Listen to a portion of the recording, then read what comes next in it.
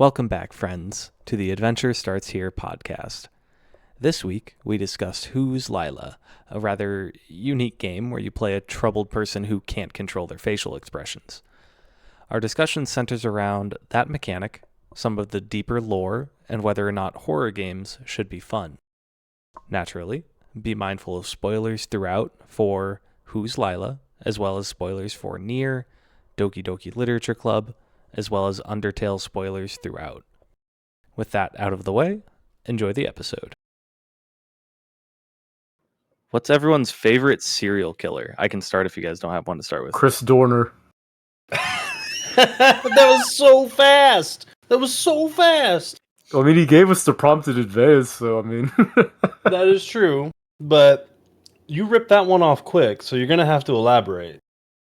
Alright, so I've told this story before, not to like everyone here, but like at least to a couple of you guys, but like back when I first moved to Indiana, I was like on Craigslist just looking for like any kind of part-time job. So I found, I got an interview at some place in like that, what's that like rich bougie place?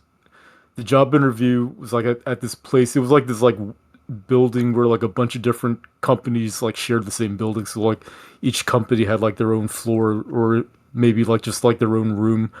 So I went in there and the guy giving me the interview was like the owner of the company and he looked exactly like Chris Dorner.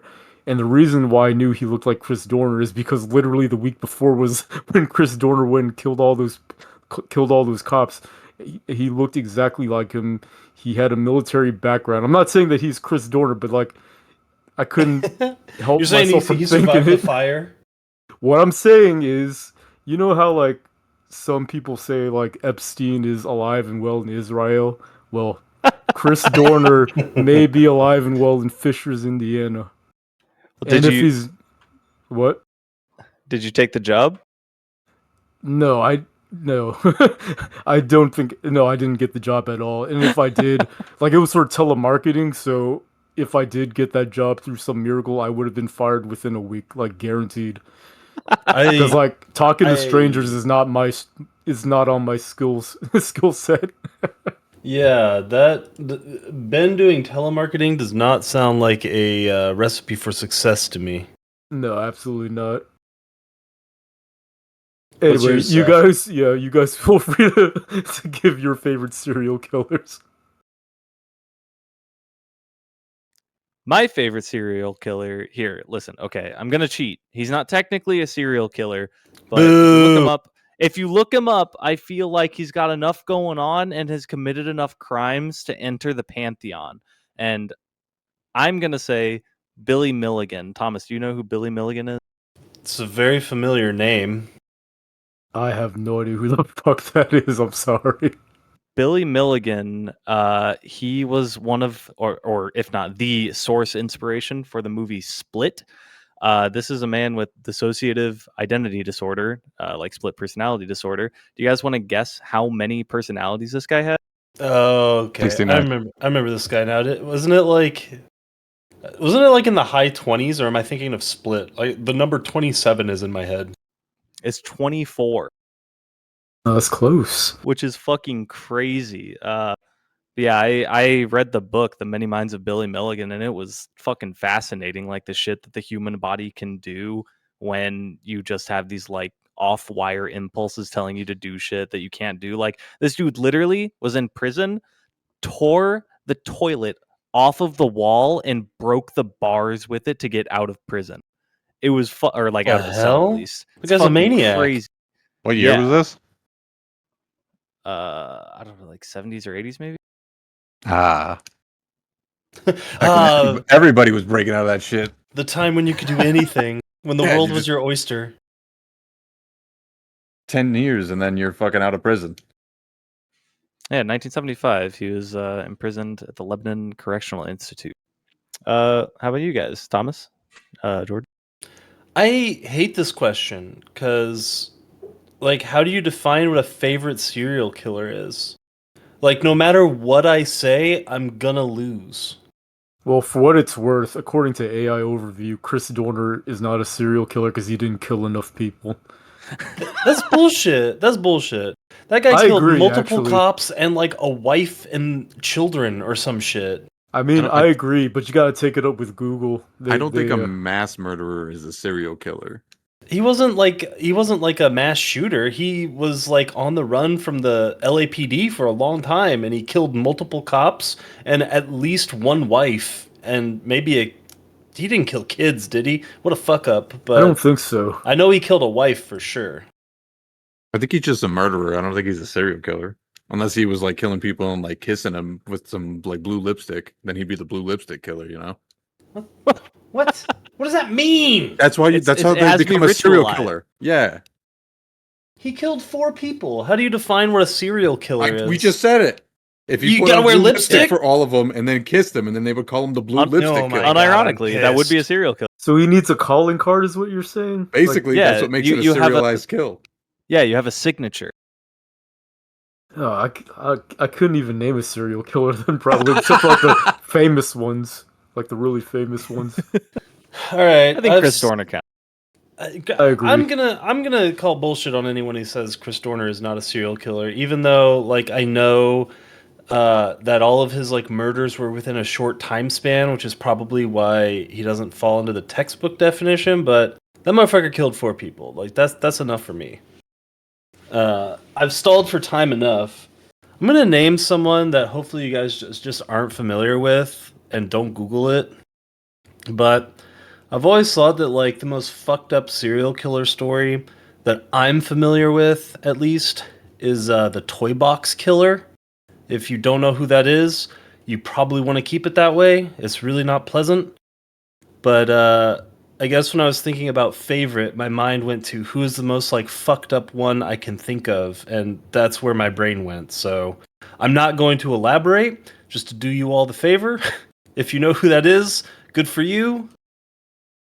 But I feel like you guys are furiously typing into Google right now, and I'm sorry. No, I did not actually. I took your advice. I think I looked it up a while back and it was not pleasant, so I'm not looking it up again.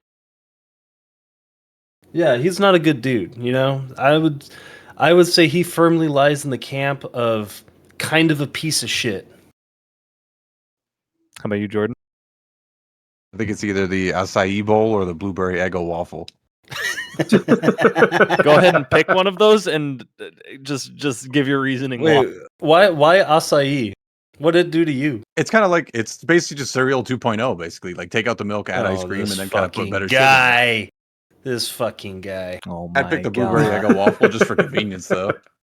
Oh Acai my bowl is kind of like God. expensive, and you're never making that shit yourself. Eggos are not cereal. What are you? You're fucking up. It's a serial killer, as in like you know how there's like Halo killers, Okay, like okay, Call of Duty. Okay, sure. Yeah, like the killer app. Like Like how Eggos are the bacon and killer eggs. app. Bacon and eggs is my favorite serial killer. There you go. Yeah, very true. Eggos are to breakfast what Final Fantasy VII was to PlayStation 1. So the world of Who's Lila, which is the game we played this week, there are I have no idea the pronunciations of any of these, so you guys can correct me if I'm wrong. But the New Sphere dwellers, which are also called UIW-AMs, which I'm gonna call UIAMs instead of dwellers because calling it an UIAM is funny to me, are these like. I'm not going to go into an in-depth explanation of what they are, but basically memes make them. They are powered by the belief in memetics. So if you guys were to use a meme to create an UIAM, what meme would you use and what kind of god would it create? This is such a hard question.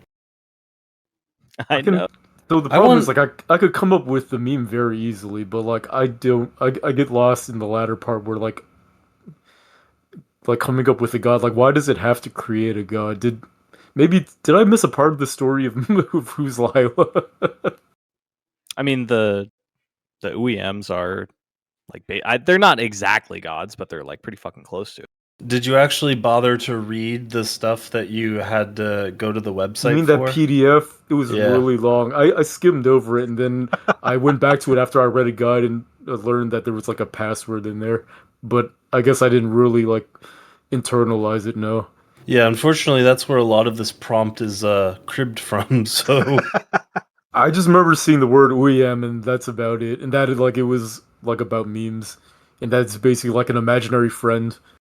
You don't need to go in depth with. Yeah, I guess it doesn't necessarily need to be a god. Like it could be a what was the other word for him? Tupacs. Tulpas? Tulpas? Tulpas. Like Tupac. tapas? Yeah, It's like like it could Greek be food. like it could be a tulpa. You don't have to like give me a fucking 3-page explanation of it, but what would the meme be? Oh boy, because it'd probably be Dark Side Phil, and then we'd all end up in like a Hell Truman show. The fucking Phil show. Yeah, exactly. The Burnell show. For me, it'd be Rickroll, and then every time you close the browser tab, when you get Rickrolled, it feeds this giant Sonic the Hedgehog spinning style Rick Astley that goes towards New York City. Why New York City? Yeah, that's Seems what I'm like, wondering. Seems like an important place. Oh, fair enough. That's good stuff. Thomas? I think I would choose the you wouldn't download a car meme because I would make it like a malevolent god that would actually allow me to download like cars and I could like torrent parking passes and stuff, you know what I mean?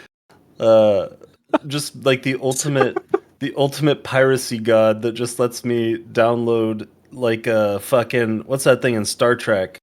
The fucking the physical builder of bullshit through torrenting shit. So your UEM god is just it allows you to pirate easier. Is that what you're saying? Yeah, it's like the pre-real AMC movie theater PSA saying I wouldn't download a car, but I absolutely would. So I would be like the Antichrist or something.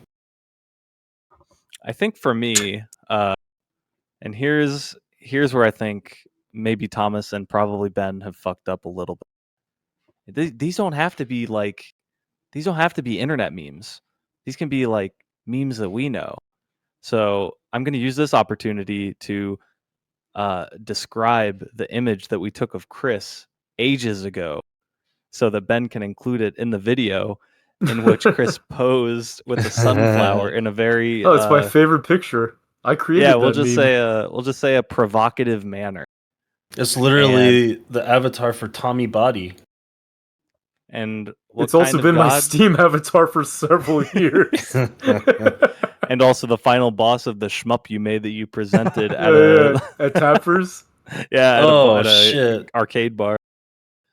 And what kind of god would it be? I don't know, but it would probably be a dog because spelling. It would be a sexy dog. And that joke will not make sense for anyone, but oh well. Anyway, now to actually talk about Who's Lila, which is the game we played this week. Do you guys think that William is a serial killer? Like, I kind of posed that first question because that was like the vibe that I got when I started up the game, but like the game goes quite a bit farther than that. So where are your guys' vibes on that exact? Literally within like I opened the game and I just kind of like putzed around for like 10 minutes before I went to bed just to like gauge the vibe and shit. And as soon as I looked at that face, I was like, that motherfucker's Ted Bundy. Like I thought that it was like very obviously supposed to be Ted Bundy. And as soon as like the first line of dialogue comes up where it's like, I'm not very good at making faces, I was just like, yeah, this guy's a fucking serial killer. Like I don't I can put 2 plus 2 together here. Ted Bundy plus a motionless robot who has to have me make faces for him, serial killer. But what if the torso that he had in a trash can in his kitchen was the only one he had? He didn't serialize it. It was just a one-off event. What if? And what if it was a chicken torso? Oh, true. They never actually say, do they? No. Yeah, they do. Yeah, I they guess say who it they is, do. right? It's in the dumpster outside your Well, apartment. hey, all that they said was they found Tanya's torso. That your chicken could have Chicken been named named Tanya. Are you saying they like gaslit him in that ending where they arrest him? Yeah, throwing out a chicken I mean, carcass. they gaslighted the entire Lawrence Society or whatever it's called, the Yeah, fraternity. So very true. Good cop, bad cop, chicken cop. That's all I'm saying. chicken cop. Was that Detective Yu? Was Detective Yu the chicken cop? Oh fuck. That'd be sick. A whole new narrative angle just arose. Well, in any case, enough memes. Let's talk about the game, you losers. What was everyone's first ending? How did you feel about it? Who had the strongest reaction? Does getting the close your eyes Empress thing, was that an ending? It gave you a Yeah. card, right? That's Yeah, Wheel it's of a tarot. Fortune. Okay. Yeah, that was the first Well, one there's- that I got. There's two. The one where Well, you die is death, but the one where you don't Yeah, die yeah, is yeah. wheel. No, I actually closed my eyes because I can follow simple directions, so I did what the game told me to do. That was my first ending, and my Wait, reaction was to immediately go into the options and turn the volume down. Wait, so That's the funny. first ending you got was going through the boiler room? Yeah, I mean, that was like the weirdest. That was like the weirdest thing I could interact with, and the guy was like, "Follow the music," so I just followed the music. That was Yeah, mine too. I thought it was just going to be a quick little side thing. Like Yep. I knew just like glancing over the chat that there were multiple endings, but I didn't expect there to be one just from the first fucking hallway that I go down. Yeah. Yeah, that's why I asked, because I can't remember. Did the game actually end there? Because I don't feel like you go back to the Yeah. main menu and wake up. Do you? Yeah, you do. But I you think can you do, load yeah. the save to continue with the Wheel of Fortune, and then when you Okay. go through the ending, you get a different ending. If you have the Wheel of Fortune, when you go, it's the projector ending. If you have the Yeah. Wheel of Fortune, you get a different ending. Yeah, because because the ending I got right after that was just going through the interrogation, and I didn't remember having to like click wake up and go through all the motions again, but maybe I did. And I just have a bad memory. Yeah, it sounds like my experience was very similar to Thomas. I did Wheel of Fortune. I got fucking flashbang horror movie jump Mhm. scared, and it was a start to the game. Go ahead, George. I think it was fun. Yeah, like that's the first one I got, and it was just like it's very like off-putting and like unsettling to be like, what the fuck did I sign up for? That's when I got that ending. I was like, ooh, did I logic bomb it? Because it's so fucking weird. Okay, I'm the only person that didn't get that ending first. I remember Yeah. going in there, and then I remember reading the hint, and I couldn't tell what the heavenly music was, so I just kept getting sent back to the beginning. I was like, "Fuck this!" So I went somewhere else, and I got the high priestess ending, where like you find like you get pushed off the roof, and then you go to the hospital, Oh and yeah. then yeah, that's the first ending I got, and I got really confused because it just sent me back to the main menu. I Yep. was like, "What the fuck is going on?" But yeah, Yeah.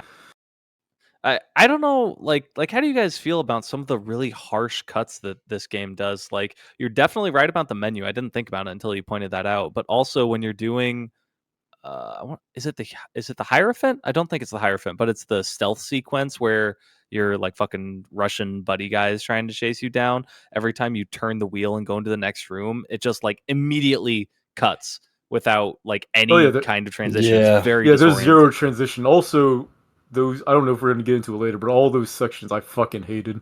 Every single one. Can you? So this is a question I had. Can you get caught while you're spinning the wheel? It never happened to me. I don't 'Cause think you can. I tried to go at light speed because I didn't want it to happen because I knew it would make me jump. But I was curious if it could. I don't think it could because like I also did the same thing where I went at light speed to spin that shit just to make sure I got through. But still, like there were a couple times where I started that sequence when the dude was like right next to me. So like you'd have to be the Flash to be that fast, and I was not. So I'm pretty sure you can't get caught. That you was get my intuition too. Did anyone get caught? Period. I don't actually know what happens if you get I caught. think I I did. And it just I've sends gotten you caught back to like many. the start of Yeah, the room. yeah, Yeah. and that's why I hate those What the hell? sections. I got caught over and over again. It's not even like memorable. Like you don't even get like a jump scare Five Nights at Freddy payoff or anything. It's literally just like black screen back at the start of the room, do it again. Yeah, Yeah. no Starts playing transition. that stupid ass shitty song again. That sequence also like super highlighted the issue that you guys pointed out in the notes of like when you click the edges of the screen and you can't Yeah. transition to the next room. That was awful. Yeah. Oh, I can tell you the single worst screen where that's a thing. I'm curious if you guys can just guess because it was so fucking irritating to me that it was like hard to not notice. And Is it trying to leave the school? yep, Yeah, I was yep, gonna say it's the Yep. school. It's everything in the school. fucking school. Oh my god, there's like just this small like cone that you can click on the screen that will transition you over, and I could like never remember where it was because the game doesn't like broadcast anything to you, but you do have to click like on the fucking edge, and Yeah, that like, shit so was annoying. there's something like weird design wise of this because like I don't think in a game like this you want to give the player means to fast travel to locations because I think that like a lot of the experience is kind of like going from place to place. So then adding that in, but only making it work for like 30%, and then also not even having it for a lot of the entrances is kind of just like all over the place design to me.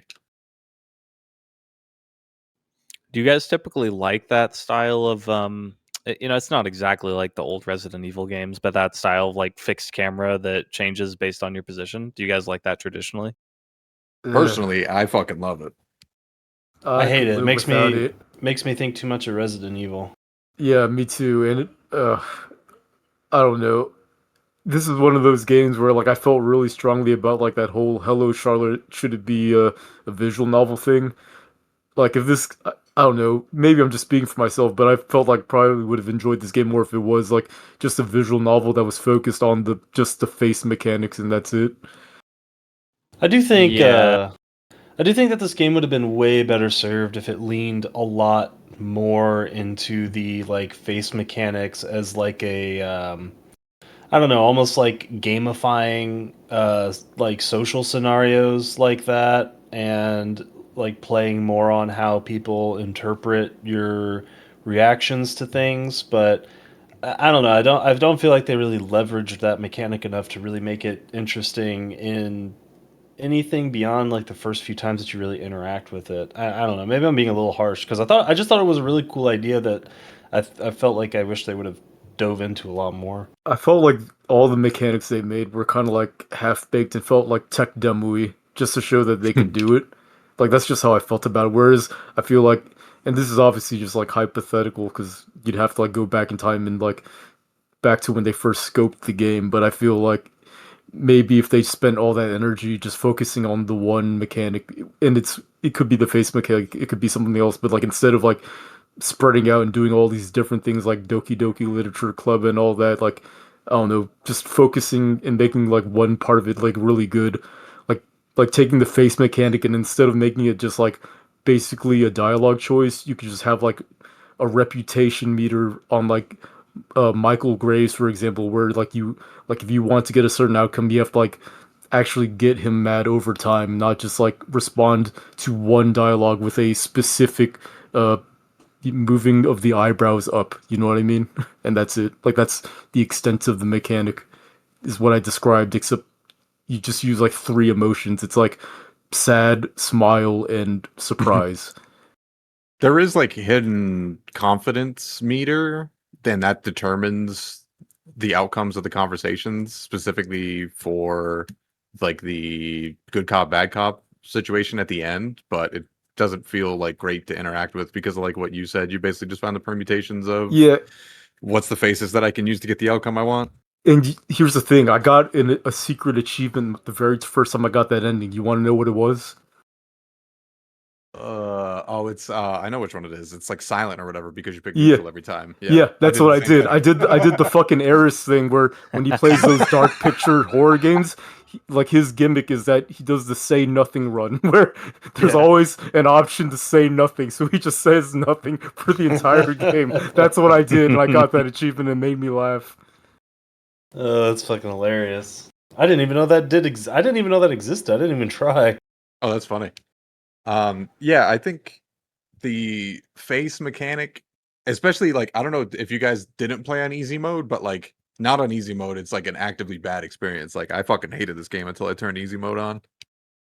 What's like the big difference? Because I went through the first probably like three or four interactions, not easy mode, and the clock ticked down so fucking Yeah, fast, and I that's it. didn't like, yeah, I didn't like know what any of the faces were, so I was Yep. like, this is dumb. And I missed the fucking mirror in the beginning, which is on me, so I didn't like know how to experiment, and yeah, it drove me crazy. So Yeah, I played exclusively without easy mode on. And I'm kind of mixed on it. Like on one hand, I like that there's a time pressure. It's kind of like what a quick time event should be, where it's like a puzzle you have to solve in X amount of time, and that kind of works with the horror aspects of it. But kind of like Thomas has been alluding to, and I think Jordan too, like they just don't experiment with it enough. It feels like there's some really cool meat there. But with what Ben was saying earlier, I got that a very similar sense where they just didn't really focus on one thing. I very much felt like I was playing like 3 or 4 different games all tied into one, because you have like your ARG game, you have your puzzle game, like your puzzle stealth game, and you have like the facial feature game, which actually ends in the like police detective room thing. And yeah, it felt a bit unfocused. Some of that felt a little bit intentional, but I don't think it worked out for the better. Yeah, I think the gameplay part is definitely all over the place, and like I think the Mario Party minigame where you have to match Mario's face to the face that they give you is like infinitely more fun than any like gameplay that's presented in this game. So I don't know. I think for that mechanic to kind of be interesting in a way, you kind of have to do it some way like that, or just make it less of a game and just have that be kind of like give me all the time that I need, and then just let me set a face that I want to set, and then react accordingly. Yeah. Are you saying like don't tell you what the face is? Um, that could be a way, or just have it be more reactive. Don't have it be like, because if the faces are just sad, angry, like if they're just these like 6 options, then why not just let me pick the 6 options? Like if there's like nuance to the faces, if it's like scared but concerned or something, and the game reacts in that way, that's when it's like interesting. But if it's just 6 menu options that I'm going through like an annoying interface to interact with, especially if the face is moving on its own and I have 3 seconds to do it, I don't know. It just seems not fun at all. Like in not fun in a bad way versus not fun in like a horrific way. Yeah, exactly. Because I felt like once I had like a familiarity with the options, it was just nothing. Like the entire facial mechanic, like rather than this like pseudo meta commentary on like emotions as this like performative thing, which is the entire idea behind the like facial mechanic. It just comes across as like 6 dialogue options I have to press every time, and that's all that it is. And that like really undermines how interesting the like thematics behind the core mechanic is. But at the same time, I think in order to have built it out in a way that like to me at least seems satisfying and good, I think it would have scope creeped this shit like into the fucking stratosphere. And I don't know if it was something that like this Russian dude is like, I won't say capable of, but it's just like the what's in my head just seems really astronomical for like one dude to try to pull off. So, I mean, I guess they did the best they could, but I don't know. It's like there's so much room there for super cool shit, and it just kind of didn't get there. I mean, I still want to push back like slightly. 'Cause I mostly agree with you, but I think giving credit to the concept is still important, because number one, it's a really cool concept. And number two, I think the bones of what the game could be are there. And I don't know. I think it's just important to give credit for that, because something I like about the facial feature system and the kind of obscured quote unquote dialogue rather than giving actual dialogue boxes is like I kind of had this feeling when I played Baldur's Gate 3 for the first time, where like some of the dialogue options are a little bit vague, not so vague that it's going to like cause some outcome that you completely like thought is bullshit, but enough where it's like it keeps it kind of open ended in terms of like how you could interpret it. And I felt the same way with this game, where like I'm reading Michael Graves' dialogue in that confrontation, or maybe with the police detectives, and I think it's a fun little puzzle trying to figure out like like how should I respond in this situation. I thought that aspect was cool. Yeah, it's definitely like a cool idea. I don't want to say anything other to the contrary of that because it is definitely an awesome idea. I think this execution is like what Ben said earlier, though. Like it feels like a tech demo or like a game jam game versus like a concept that was executed to like a maximum potential. Yeah, that's pretty much Yeah. sums up how I feel about it. Yeah, too many. Like the game tried to go in too many vectors. Should have just picked one lane and stayed in it. I think. Well, we did mostly like talk about this surrounding the facial feature stuff, but how did you guys feel about the ARG puzzles and like having to change your system, date, and whatnot. Did you guys like that stuff? So one thing I will say is that I've never played Doki Doki Literature Club, but I assume that this is like the type of stuff that's in that game that people always like talk about. Is that correct or is that wrong? This game goes further than Doki Doki Literature Club does. Yeah. Doki Doki Literature Club is like just kind of barely getting its feet wet compared to this Okay. game. Well, But it's Yeah, a one similar thing, idea. Doki Doki Literature Club does a lot of like that weird, like glitchy fourth wall breaking, but the big thing is that at the end of the game, it does the thing that I was talking about with Hello Charlotte, where it pulls your system name and the character refers to you as that no, name. gotcha. That's the big thing. Okay, There's a so lot of shit that you can do with files that you can also do in this game, though. Like, yeah, yeah, there's a lot so of things like that. yeah, one thing I'll say is the only reason why I brought that up is because I never played Doki Doki Literature Club, so this was like my first exposure to those types of mechanics. And while I thought that it was like really cool and clever to make a game this way. I don't think I would ever want to see it again. And the reason why is because I couldn't play this game on the ROG Ally. I originally played it on the ROG Ally, but I stopped pretty quickly after I realized I needed the Damon DLC. And if I kept playing on the ROG Ally and ran into these mechanics, I would have fucking thrown that ROG Ally across the room. Well, I wouldn't do that, but I would be upset that I couldn't do it because I'd have to like I'm not gonna fucking alt tab on a handheld. It's not gonna happen. I'm not gonna type shit on a handheld. It's weird because it says it's Steam Deck verified, but I feel like it's Yeah, not. that's a fuck. Well, it technically runs on there. I guess I'll say that. I think we got to redefine what verified means. It probably works on this. Like, you can have multiple applications open on the Steam Deck, can't you? Yeah, you can, but it's a pain. Like that's what I'm saying. Like it's technically verified, but I don't recommend playing it on that kind of device at all. How do you feel about it, Jordan? What was the original question?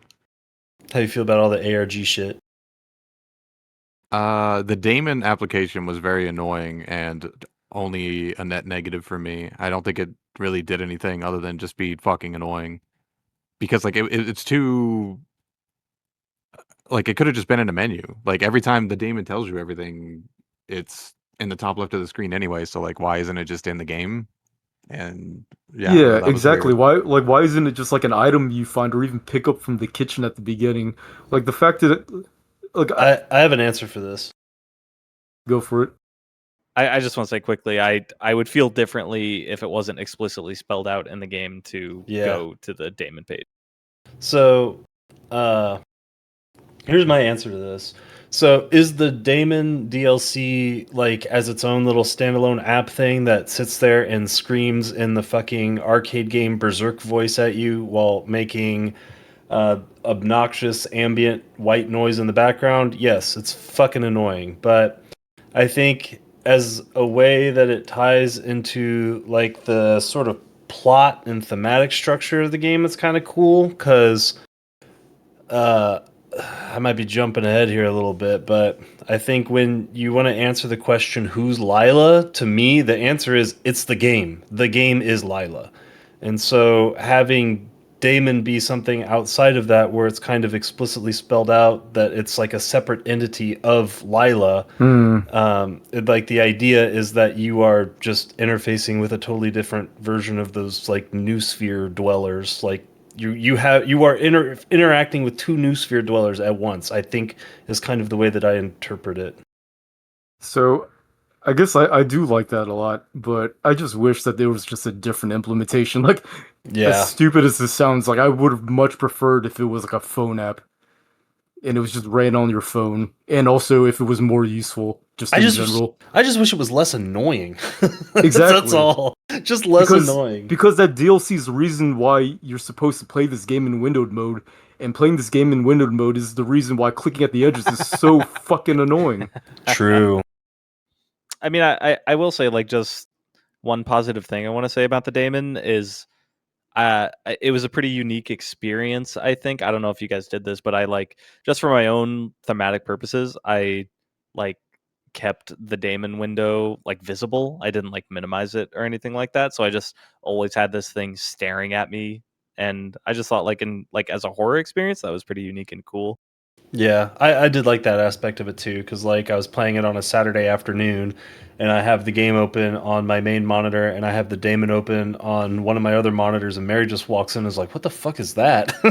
Yeah. So I do think like I actually like the idea of the daemon. It's just kind of another one of those things where the execution, the idea is cooler than the execution in a lot of ways. Because yeah, I do think that the idea once again is super cool, and like every so often when you would catch it in your peripheral vision and like the eyes would light up and like all that other shit was pretty cool. But I cannot abide by how absolutely annoying it was to click wake up, start my like 50th permutation of trying to find the right dialogue options and the right faces to make, and just hear, look at the diary table.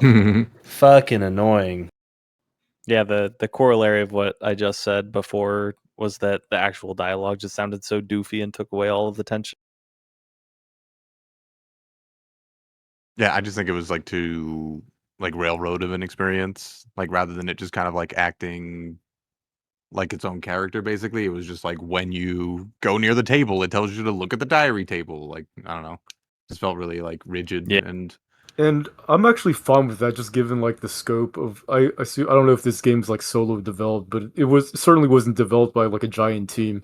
So like I'm fine with it being like limited in scope, but I still wish it was more useful in like yeah. solving puzzles, which it felt like it wasn't useful at all, except for the literal one puzzle where you need it. And that's about it. I mean, that's the thing. Like, if you're gonna make it, have a lot of reactivity with it, and if not, don't make it, or make it like a more integrated thing. That's how I see it. Yeah, I feel like there would have been a lot of room, like without scope creeping it, to tie a lot of the endings and puzzles together a little more, like all of the other outside ARG shit, like with the Twitter account and all that. I feel like that, like all of this stuff could have been integrated inside of Yeah. that daemon, like more in a more interesting way. I just want to say for the record, as someone that loved those old God, I can't remember the name of those YouTube channels, but the old Bees, like the something Slender Man bees. channels. Is that what Oh, something I hornets. think? What, marble hornets? Is that what it was? Yeah, yeah. I fucking loved Marble Hornets back in the day, and I haven't had a feeling like watching those videos for the first time since then after playing this game. That sentence made no sense, but you guys know what I mean. Yeah, I do, because I'm actually like a total sucker for like when games like it's almost like it's like a fourth wall break, but at the same time it's not, because it's like I don't know how to describe it. It gives me like a different feeling than when a character like looks at me and addresses me, the viewer, than it does telling me to go to Twitter and like look at this fake person's shit to solve a puzzle or whatever. Like it's fourth wall ish, but it instills a very different feeling in me. And like I said, I'm a huge sucker for that kind of shit. So I actually really liked it in this game. I mean, I just really, I don't like out of game shit for main story progress. I like it more when it's like side story progress and like additional information. Like making me go to a website that may or may not still be an active website. Like if you're playing this game in like the year like 2036 or something, like never it's something that I just don't like out of principle. So I'd rather them create an application that then launches Who's Lila inside of it, and then everything's inside of that versus like, and you lose a little bit of like the cool like real world shit with like the Twitter and everything like that. But I don't think that that idea is like novel or interesting enough to stand alone like on its own. I will say I feel like if there's any website you're gonna do it with, Twitter is probably the one to do it with because unfortunately that site's not going away for a long time, I think. Um, but yeah, I definitely like had you in mind when I was I was messaging you guys trying to figure out why Damon wasn't working for me because of dumb reasons, and the entire feeling I had as I was doing that was like I feel like I'm just downloading malware right now. Yeah, Like, I don't yeah, like that shit at it's all. yeah, that specific feeling is unpleasant and not really in a way that I think behooved the horror aesthetic. Yeah, I can see that. And I also definitely had the same thought of like, what the hell's going to happen when someone tries to play this game 10 years from now and that website that they hosted the PDF on like isn't a thing anymore. Hmm. And especially with being a PDF, which is like a main source of like exploits. Yeah, true. I don't know, I think it's okay, but just do stuff in like the game files, or the coolest thing the game does is the diary code is on the Steam store, or no, your Steam library banner. Mm-hmm. That I Yeah, I like did that. like that. Yeah, I thought that was cool. What'd you guys think of the art style, which I learned after this game is called Ditherpunk? What the hell? So I never played Aubergine, so I thought it was pretty cool. And I think you guys shat on the music, and I'm not like the biggest fan, but I felt like the music and that art style went together. Whereas if you took that filter off, or that if you turned off that shader, and it just ended up with like the Alone in the Dark style character models, I don't think the music would have worked at all. So I do appreciate the visual style they went with. I mean, cough cough. The only thing I could really think about when I heard the music was cough cough Twin Peaks cough cough. So yeah. Yeah, I think I liked most of the music actually. I thought the sound mixing, sound editing, like whatever sounds they use for certain things was pretty trash. Like when the character takes a step, he sounds like a fucking 10,000 pound gorilla for some reason. I thought that that was pretty dumb. But um, in terms of like the actual visuals, I liked this style more in Obra Dinn. I have trouble explaining exactly why, but like in this game, I just felt like it was obfuscating things in ways that I typically don't like in horror. Like to me, it just is generally a sign of lack of confidence when you're like obfuscating things with like weird graphical glitches and shit like that. And then there's other things that happen, like when your Russian pal gets like his fucking head twisted off after the stealth section, and that part looks really goofy because it just like stretches out his model in this really doofy way. Um, but I'm still positive on it. I just didn't like it as much as I did in Oberdin, which is the only other game I played with this style. Yeah, I don't think that this game has shit on Oberdin. I think Oberdin manages to do a lot more with less because, like, there's a way better use of like black space in Oberdin that kind of lets scenes breathe a little more.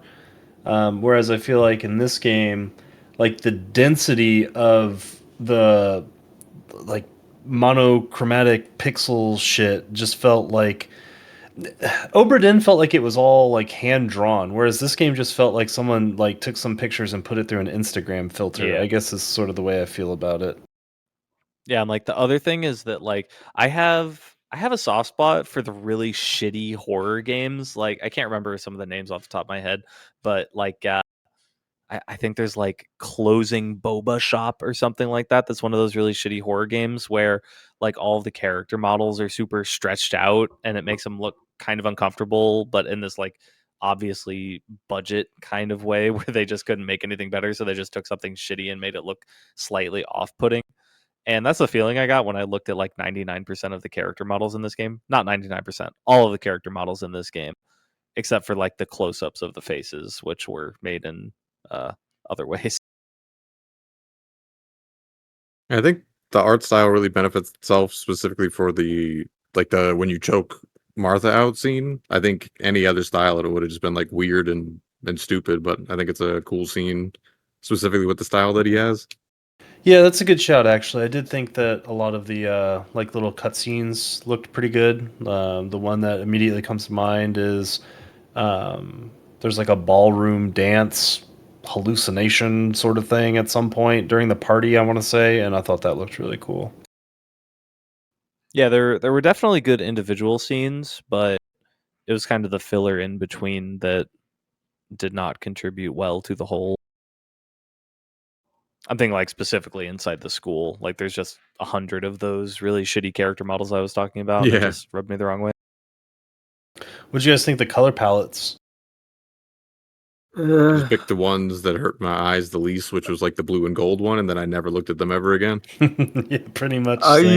I used all of them just to like see if it will like match the vibe of whatever scene you got them in, and it did for the most part. But like I don't know. I just wish you didn't have to like go into the menu to swap them. I wish it was just like on the main screen, just like a drop down or something. You just choose because like it was annoying. And I guess this is a more specific thing to for Tash, where like I was recording B-roll, and it was just annoying that I had a bunch of footage where I went back into the settings menu to change the palette, and that's all. That is very much a self-inflicted problem. I I generally don't change color palettes in these games unless I need to because it's like hurting my eyes or something. This game didn't do that. I usually don't do it because I feel like they designed the game with a particular like color palette in mind, so I don't really want to change that most of the time.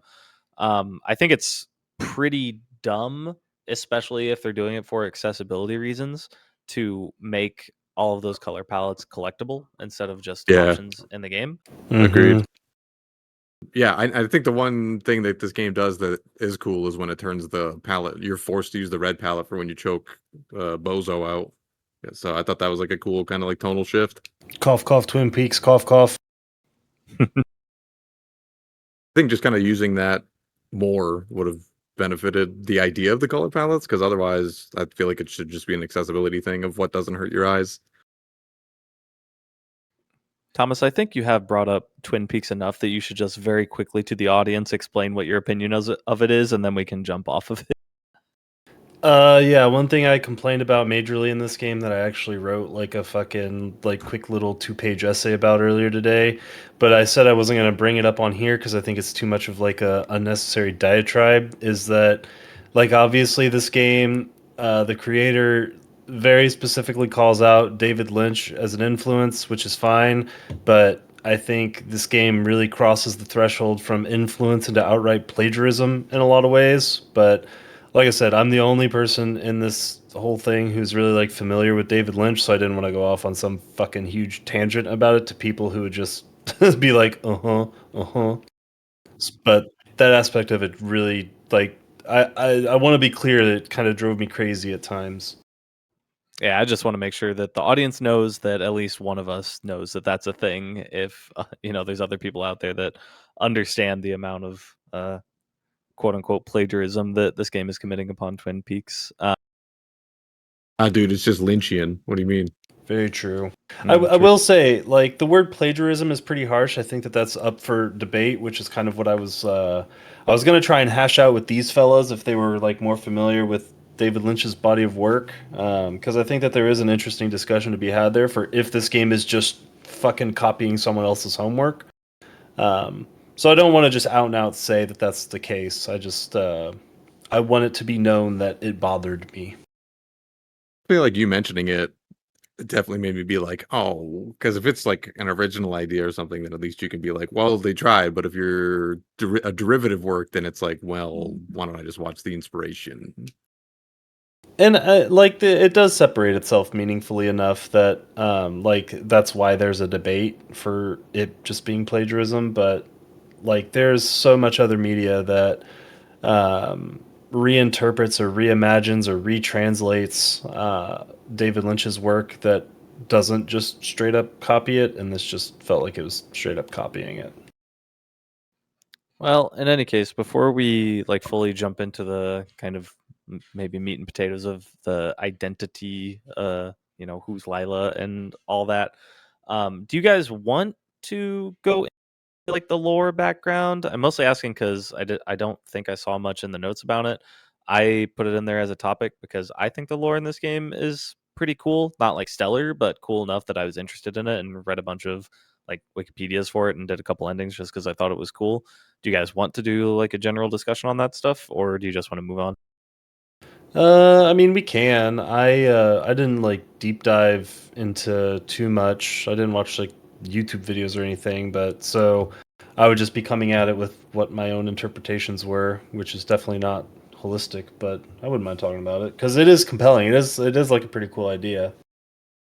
I guess I'll just ask you guys, like, how did you feel about how this game's narrative was presented, given that there is like quite a bit of the lore background? Because this game, it earned points for me for functionally being in a time loop, even though it's not. But like, there's only 10 to 15 minutes of like like a narrative timeline that happens in each ending, and everything else is in the background.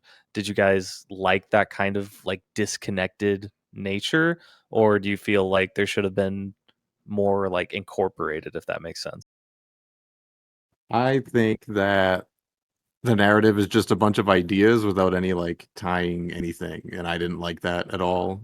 Because like typically I like games with like deep lore and like shit that isn't like super in your face, but I think that this game kind of just put a couple breadcrumbs down and then was like, all right, you figure it out. I don't want to tell you anything, and that's kind of like the point. It even kind of makes fun of you for wanting to know everything. What are you referencing with that?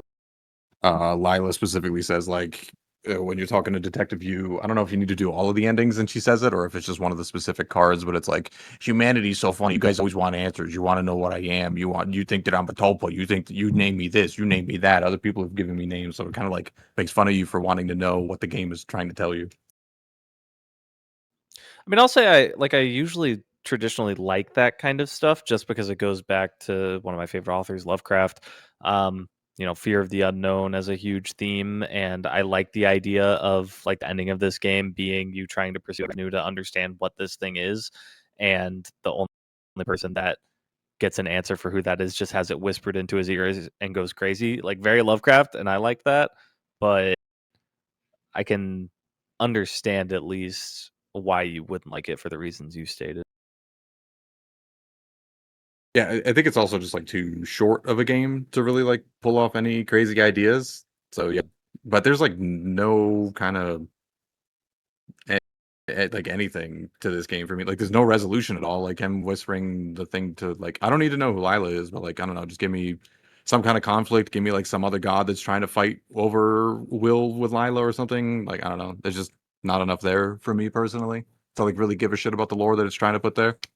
Yeah, because I mean, like this game has a whole like like you are not wrong in the sense that this game definitely had no interest in explaining things to you, but that's because the whole like meta-textual narrative underneath the game is that you're never going to find out because it's the act of asking who Lila is what sustains Lila, right? Like she's not a person, she's like this question that is like parasitically feeding on the people who are looking for that answer, right? So that's who Detective Yu, haha, quotation marks, is, right? Like that is the representation of the player who is sustaining Lila by continually asking and wondering, even though like that identity only exists as long as they keep asking. So it's like the whole cosmic joke of the game that your drive to analyze and try and figure it out is what's making you complicit in this thing's continued existence. Yeah, like and that's cool, but like have you fucking die and then the game uninstalls after he dies or something. Like I don't know, like have there be like an ending because after you do all those cards and that whisper thing, you could just talk to her again and just talk about the cards again. Like and then the game is just like not over. Like I don't know, it feels weird. There's no like ending. I do agree with you for the record. That's like what I said is just my interpretation of it, but I'm not. I don't know if I'd say I necessarily endorse it as something that I think is good. I just think that that's kind of the idea almost. Yeah, no, it's I mean it's definitely the point. I just don't think it's good. Yeah. I kind of want to go a little deeper because we've made the little jokes about Detective Yu, haha, it's UYOU spelled YU. But do you guys feel like Detective Yu is supposed to represent the player? And if so, why do we play as William? So What's your interpretation on? I thought it was pretty much the same thing as Hello Charlotte, right? With the Observer. Yeah, I can see Yeah, that. that's just how I like. And when I go into these games, I take everything pretty much at face value unless there's reason otherwise, and that's what I did with this game. So I just thought it was just the Observer from Hello Charlotte, and I thought that it was. I'm gonna. This is like self-report, but I'm a little retarded, and it took me a while to get the joke that they were making. Like Once, with but once I Detective got U it, or I whatever. figured, yeah. But once I got it, I was like, oh, I get it now. And then that's when I started treating it like Hello Charlotte, especially with the cafe ending, where it's like, okay, they're literally talking about me and kind of making fun of me, and the fact Mm-hmm. that I'm gonna react to this when I do like the therapy session from the load menu. I don't even understand why he's named you because he's not you. Like you know things he doesn't, and he knows things that you don't. So I don't even understand the point of that. The purpose of Detective U is to kind of how do I phrase this? He's the like you as the player's reflection into like the fun house mirror, right? Like he is a rational half of a split self, where one half is Detective Yu, who is sitting there interrogating Lila, trying to figure things out, and then the other half is William slash Lila, and you're kind of meant to step into the shoes of both. And so, like, the purpose is that he's there for you to think he's going to reveal the truth, but like he's just there to show how impossible that truth is to like deduce. So I guess I don't really know how to answer the question in a satisfying way because it's not really meant to be satisfying. Exactly. But Well, I guess like part of what I'm asking is like, yes, I'm framing it as representing the player for Detective View, but it's really a question of like protagonist, antagonist. The game is called Who's Lila? The only person in the game trying to figure out who Lila is Detective View. So wouldn't that like de facto make Detective View the protagonist? Do you guys agree with that? yeah, I think that is kind of Yeah. on its face who he is. Yeah, like I think his investigation is kind of meant to be your playthrough. So then why do you guys think we play as William? Like why narratively like what does that do? I think to be fair, if you played as Detective View, it would be a game that I would like a lot more. So if it was more like LA Noir. Exactly. Because I guess now that I think about it, you don't actually really play as you, do you? You really play No. as Lila, at least in the parts that we Oh Yeah. consider gameplay. You Well, Oh play yeah. as you do you. yeah, I mean, you're playing as like you're technically playing as Will and not even Lila. Mm-hmm. Exactly. Because like Lila's playing as Will Well, too when so she no, wants to. that's so at least from what I understand, I did like a little bit of research, like reading discussions on this. I do believe that you are just strictly Lila, whereas like William is kind of just like an avatar, but you like your consciousness, your and when I say you, I mean it's like literally you, not Detective you. Your consciousness, your decision making is Lila basically telling William what to do through like possession, basically. Yeah. Yeah, and I don't know where exactly it's stated, but I know that the wiki confirms that at least. So like you can debate that if you want, but like it does like repeatedly state that Lila is the character you're playing, and I think I wish I could remember where exactly that's stated, but I think the implication is that like when William's face is moving on its own, that's like actual William trying to make the reactions for his face, which I would have to like go back and confirm, but I think his reactions when the face is moving on its own are more like honest in terms of like how William would react rather than how Lila would react. That's interesting. I didn't actually think about that. Same, because I played with easy mode from frame zero. I didn't even give it a chance. I would have to go back to really confirm, but that's the sense I got. Sorry, go ahead. So Yeah, because so the thing that because like I looked into it like a little bit, and so the whole idea is that like Lila never wants to take control of Will because whenever Lila takes control, she's not getting like the energy feeding that she wants to get from the vessel. So basically, when she's like the stranger and stuff like that, she's trying to manipulate him to doing the things that she wants him to do, so that she can feed off him more. When she has to fully just take control of Will to like kill Martha, for example, because Martha could imprison Will and like the jig is up kind of thing. Then Lila's like, "Fuck it, I got this," and then she does it there exclusively. But she never wants to take control because then she doesn't feast as well. yeah, so I guess like the real answer is that it depends on the playthrough, and per what Lila says, all of them are happening, all of them are canon. So Yeah, I think Will's just kind of like this emotional void, like a complete emotional Yeah, void space. It's just basically a puppet doing whatever Lila wants him to do. I mean, there is that one ending where you kind of do see him like for who he is, right? Like where he's like freaking out, like scared as hell when like the Lila ghost is approaching him.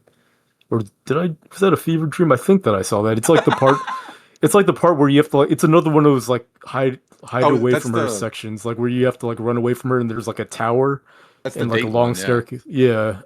So that's the one where I remember like seeing William like as himself where like he's actually speaking and thinking for himself and he's like freaking out of his mind telling her please just go away. Yeah, because that's the one. That's the part that precedes all the forest endings, right? Is that correct? Because I like think that's its own ending. you climb the tower, and then you go past the curtains. Am I combining two things right No, now? I'm talking about a different one. Sorry, I'm thinking of a different tower. You're thinking about the one where Yeah. there's like three stories and there's like a cutscene at each Yeah, story. I'm yeah, talking about the one where there's a stealth section where Lila the ghost is chasing you, Yeah. and there's yeah, like yeah, this yeah. I long ass remember that. staircase where you have to like bait her Oh, into that like shit is chasing you so so you Oh, get bad. into an elevator. I hated that section That either. sounds yeah, so that's bad. It's right. also Because yeah. that's the one. Because I thought that climbing that tower is what gets you to the curtains, but that's where you drop that like The the film the reel. film reel. Yeah. Yeah. That ending where you have to like bait her so you can get to the elevator, that made me not want to get the rest of the endings. I was just like, I don't want to do this anymore. I got enough out of this game. Yeah, That's the worst one, to be fair. I got really pissed at one of those screens until I realized you have to like loop de loop around the back of the elevator, and I was like, oh well, that's fucking dumb.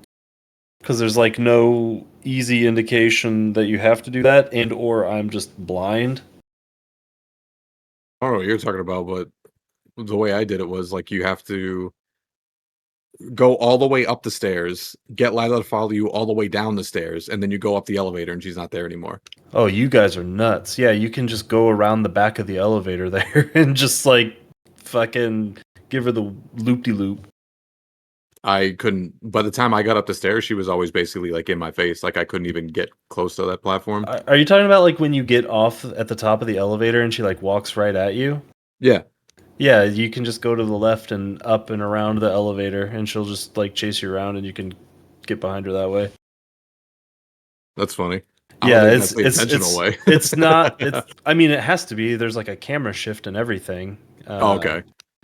but it's not like super obvious because yeah, like I was like there has to be a way to do this because any alternative option for getting past her just seems unreasonable. And yeah, I just tried looping around the back, and that's what works. I think I only tried it like once because the going up the elevator animation made me want to die. And I was like, I don't want to watch this 50 times while I like all my efforts are in vain. It was way worse for me because I never went up the elevator to get up there. I always walked up the stairs, and that's what really killed it for Oh, me. that's crazy. That's funny. It's funny, like the only real like gameplay section of the game is like actively very bad. Well, do you not consider like the facial expressions and the ARG stuff gameplay? No. It's like the facial expressions are they're a dialogue option with an annoyance in the way. Like I With don't really. I think I guess what I'm the way I interpret that the way that Jordan is defining gameplay is something that would justify it not just being a visual Yeah. novel. Sure. Not just like extra steps to do a dialogue option, which is like basically what those things are. Like the ARG stuff, kind of, but like I don't know. To me, it felt like a little too like handholdy.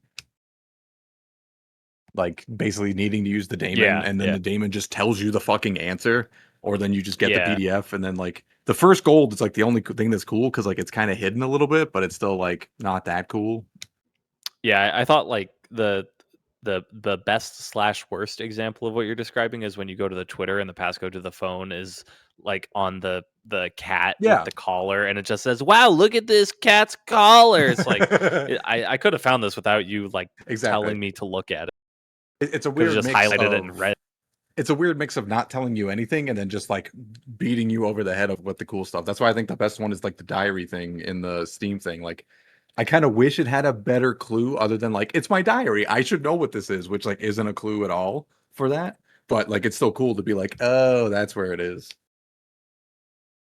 versus where it's just like you go to the Twitter and then you just look for the thing that's clearly the piece of information that you need, and then you keep going the fuck on. I do think the Twitter thing was cool, specifically how it had to be posted ahead of time and like it's like date accurate. But I mean, it's not cool enough to where I'd be like, I miss it if it's not there. Well, in any case, jumping back to the narrative, Jordan, you kind of had this question in our notes. Did you feel satisfied with this game's narrative? Did it have enough there for you? Like personally, no.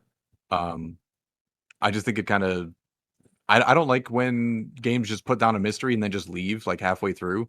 I really like when games put down a mystery and then just kind of keep giving you a little bit here, a little bit there, and then even maybe not having it be fully spelled out to you, kind of like a Clair Obscura thing or like a Void Stranger kind of thing, where like you need to self-insert a little bit of like maybe like research or like kind of figure out what theory makes the most sense, and then that's what you believe in. This game is kind of just like, here's a little bit of information, and this could all be fake.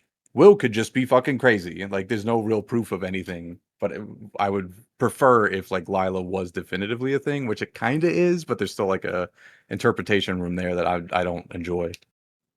I think I agree with you on that. Like, I was kind of thinking this when I finished the game of like, I don't like movies or more so movies than games, just because there's more movies than games that do this. But the ones where it's like, it was all in his head, he was crazy, or like it was all a dream at the end of Super Mario World 2 or whatever it is.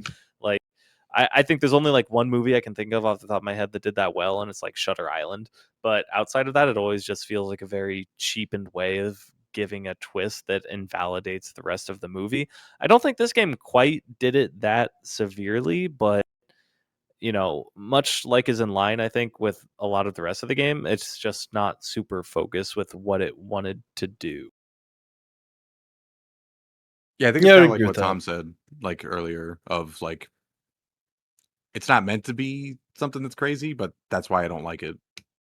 Yeah, I feel like this game just like spreads itself really thin on its themes, and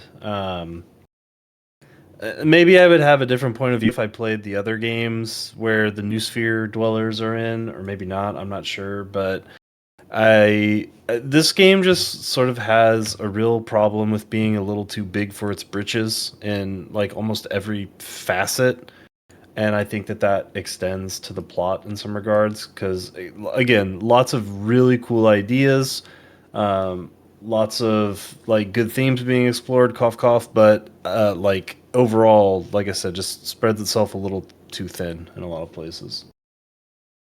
Similarly, along these lines, I have a question for you, Ben. Was this game postmodern? Yeah.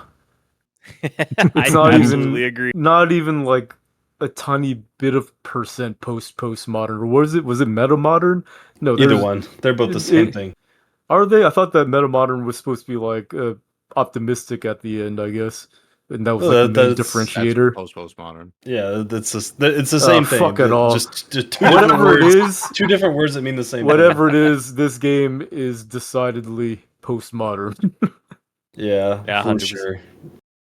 Yeah, it just feels so in line with some of the criticisms we've had where it's just going in so many directions. It's trying to tell a lot of different stories and let's just say criticize a number of political groups without like really telling a like cohesive narrative on its own. It's just unraveling all of these things without building something up by itself is the feeling, even though I like a lot of the background lore that I don't always get out of other games. Yeah, this game has some cool world building, I will say. But yeah, Yeah, for sure. absolutely postmodern as fuck. It's got that like fragmented narrative. It's got some like self-aware meta fiction bullshit going on. There's tons of irony. It's very cynical, like it's top to bottom cynical, I would say. I mean, it's made by a Russian. Eastern European make very cynical shit, and yeah, this game is part and parcel postmodern as fuck. I don't know if you can have your own version of Pepe the Frog in a game without it being considered postmodern. Is Pepe the Frog in this game? Did I miss that? It's Dad Dad Dog. Oh, is that what that's supposed to be? I didn't even Yeah, like think that- about that, and honestly, I forgot about that yeah. until you That's like- just mentioned it. it is- Yeah, That's it's like funny. a 1-to-1 corollary. Like it That's is funny. a meme that was used to fuel Yeah. whatever word they used to describe it. Yeah. Damn, that's That's crazy. I funny. didn't pick up on that, but yeah, that is same. That's very obvious in hindsight. It's there was a wiki entry too. I forget the guy that made Pepe the Frog, but I'm just gonna make it and say that it was like Fret Purier, and the character in the game that made Dada Dog is Chet Murier. It's like a pig Latin Oh wow, shift. Yeah. that's crazy. I think the game has like there is like some like cool parts that like I liked, but in like very small bursts. So like I think it was like at the party maybe where like instead of she just raves and rants about the guy who sucks ass, William just says in conclusion the guy she's talking about sucks ass. Like I was like, oh, thank you for not putting me through some bullshit that I didn't want to read. How many endings were related to that party? Because like as cool as that One? section was, I only did it once, Yeah, and I I think didn't one. want to do it again No, I thought there were. because Am I crazy? I thought there were two. I I only ever saw one, but only- that's because I only ever went to the party once because like I just Yeah. didn't want to do it again. Basically, it's just so many steps. When I can tell you I'm with Ben, I only went to the party once and I got all 15 endings. So Okay, I thought there were two, because that's the ending that does lead to the fucking ghost chasing you, right? no, No, that's the date change is the ghost chasing you. Oh, that's right. God damn, I can't keep this game straight. I mean, it's all It over the is place. It very makes difficult. sense. Yeah, because I Like- mean, like, my experience with this game was probably playing through it like 50 times and just clicking in mildly different ways, which was not very fun, to Dude, be the honest. the Michael Graves conversation, I went through that thing so many times because he kept just I was first of all, he kept throwing me off the fucking roof. Like 8 times in a row I got thrown off the fucking roof to the point where I was like, is there another way to get off of this? And then he just kept kicking my ass when I was trying to get thrown off the fucking roof. Like it was fucking crazy. I was like, how did I get thrown off the roof before? And it was I just kept getting locked. And apparently you could beat him in a fight, but I was like, I'm not fucking doing that thing yeah, again. there's an I don't even achievement know for what looks that. like. I didn't get it though. Oh, that's hilarious. I didn't know you could do that. Yeah, what I did for I- that section is I made a save file specifically right before you talk Oh, to yeah. Martha. Oh yeah, you have Because to. otherwise, You I have would to. have just not played the game anymore. Yeah, you absolutely have to. Otherwise, it's pure misery. There is a lot of like fun dialogue in there though, like the one where like you're egging him on, and where you're just like, "Yeah, I fucked her, and she had nice tits." Your threats don't scare me. Like it's just like, and he has a stupid ass face and everything. Like, there's funny things in this game, and I think like the whole game kind of has like a slight air of funny, but it's not like funny enough to be funny, if that makes sense. Yeah, I was actually kind of worried, like coming into this episode, because, like Thomas was saying, this game is just so hard to keep straight in your head that, like, how are you even going to have a rational discussion about this rather than just following the wiki articles and trying to collate everything so you actually understand? Yeah, like when you posted the itinerary for this podcast, I had to do a little research because when you posted the questions like what was everyone's first ending or favorite ending, I was like, what the fuck were the endings? Like if they were just the names of the tarot cards, I don't remember what happened. I had to look that shit up. I had to go into my achievement history to see which one I got first, and then I looked up the article and say, okay, so this is what happened. And that's how I answered the question because without that research, I wouldn't remember like any discrete like memorable like there were many memorable events, but I don't like remember how or why I got there. I just know that the Yeah. outcome happened. I think that is a credit to kind of give to some of the like artistic qualities of the game, like the visual artistic qualities, and I guess like maybe music too.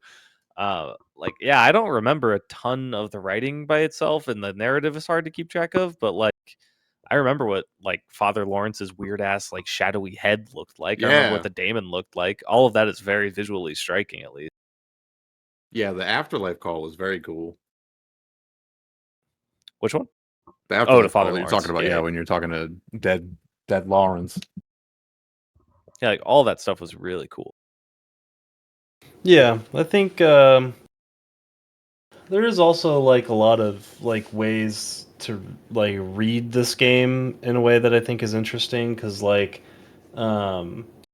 I think you can read this game in three different ways. I think, and if you think about it as like trying to answer the question of who's Lila, one of the things that the game does is I forget who you're talking to, but they talk shit about utilizing like mental health as a theme for horror. I think maybe Lila says it in one of the Detective U tarot cards, but that like got me thinking that there's three main readings for this game, which one is like a more list reading. You have like the psychological persona coping construct reading, and then the whole like meta narrative reading of this game. So I think that like at least in the way that this game is laid out in terms of its like potential ways to interpret it is it's like it's there's a lot of interesting through lines in this game. I think that like this game probably warrants if there's ever like a sequel or anything coming back to it just to see how things kind of get fleshed out between the three different like readings. But I do think that that's a really interesting way that they managed to write this game.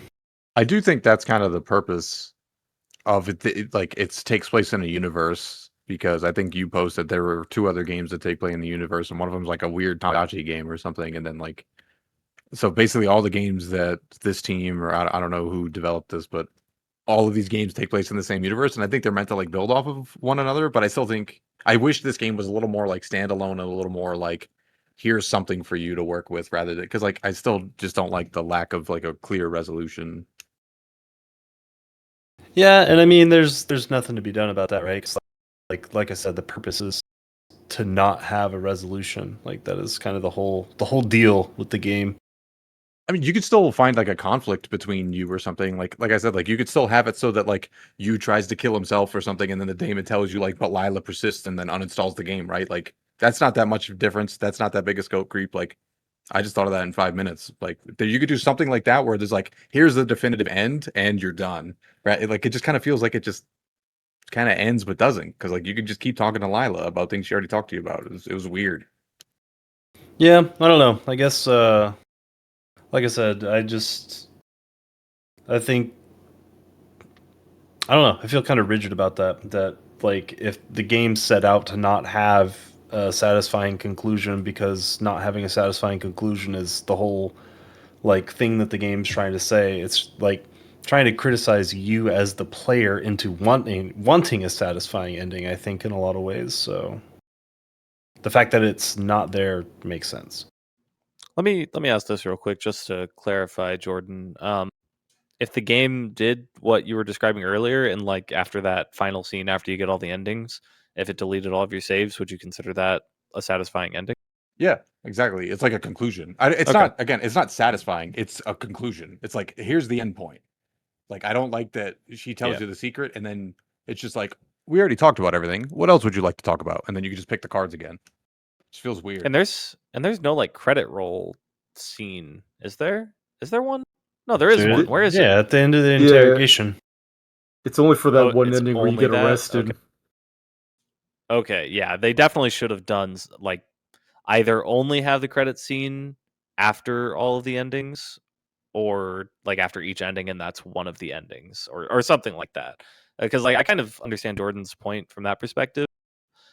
I still disagree that the game does not have a resolution because again, I think that the player is personified as Detective U, and Detective U is trying to figure out who's Lila, and at the end of the game, he figures out who Lila is because she tells him. And I guess I understand from the perspective of like if he got the secret and then just goes back to standing in his chair like nothing happened, or sitting in his chair like nothing happened, that is kind of odd. So real quick, I know that there's like the ending where you shoot Lila, right? But like, wouldn't because like the whole thing is that the Tulpa will persist if anyone remembers her. So wouldn't he have to kill himself? Like, is that one of the endings, or is No, that I just wish it was, but it's not. yeah? Because like, but like logically, that has to happen, right? For it to make sense. At least if you want to have a conclusion, unless it's okay that Lila just stays alive and keeps killing forever. Which I like. I think it's cool if he kills himself, and then the game's like, but there's still you, like like you, the player, and then ta-da. Yeah, and then that kind of goes around the issue we were describing earlier of too much interpretation, not enough solid. Like that just outright states that Detective Yu is the player.